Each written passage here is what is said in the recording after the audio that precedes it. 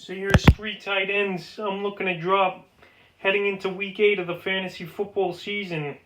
And the first guy is Evan Engram of the New York Giants. He just hasn't done anything, I feel like, is Evan Engram. He's still on 80% of fantasy football rosters. There's better options out there.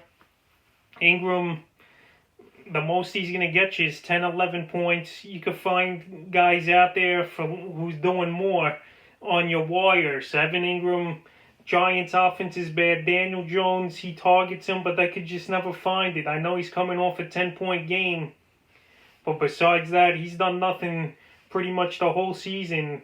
Is Evan Engram of the New York Giants. So you got to go out there and drop him. This is the time to do it.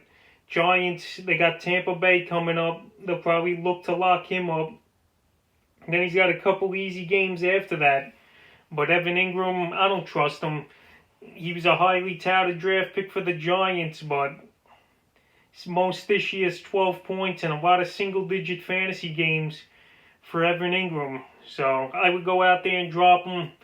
I could find a better option or just rather stream a tight end than holding on to Engram and not getting a big game really out of him at all and just getting the basic 7 to 9 points. So Evan Ingram's my first drop at tight end. The second guy is Tyler Higbee, who's had a bad season this year. He's only had one monster fantasy game and 2 decent ones and 3 bad ones. So Tyler Higbee of the Rams, they're just not targeting him much. Last week he had a nice 8-point game, but that's the best you're going to get out of him at most. That offense revolves around the running game and Robert Woods and Cooper Kupp, who's been struggling as well, but Higbee just not getting the ball. Everett's eating into his targets and his production, that tight end also. So Tyler Higbee, he's still 75% owned. But I would go out there and drop him. Guys are still living off of last year's games he had as a great fantasy tight end, the top 3 tight end in the last 6 or 7 games of last year. But this year, he hasn't got the job done, except in week 2 he had that one blow-up game.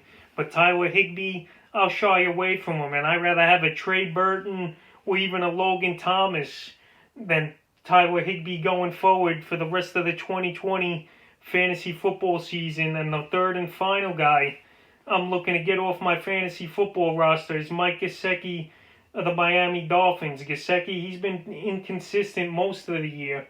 We've seen 2 monster games out of him, 2 dud games, and 1 decent game. And now, with a change of quarterback, it's going to be more of a run-based offense, I believe, for the Miami Dolphins with Tua Tagovailoa.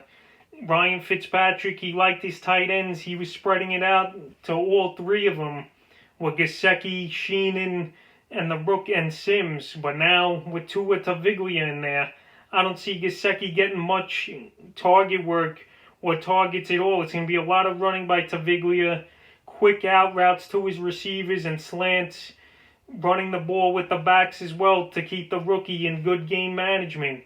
So Gesicki, I would drop him, honestly. He's still 66% owned. But after this week, I'd rather have the guys on the wire also. A Goddard, if he's out there. Richard Rodgers, I think, has a big game. Better than Gesicki this week. So shy away from him and drop him for sure. So that's 3 tight ends I'm dropping going into week 8 of the fantasy football season.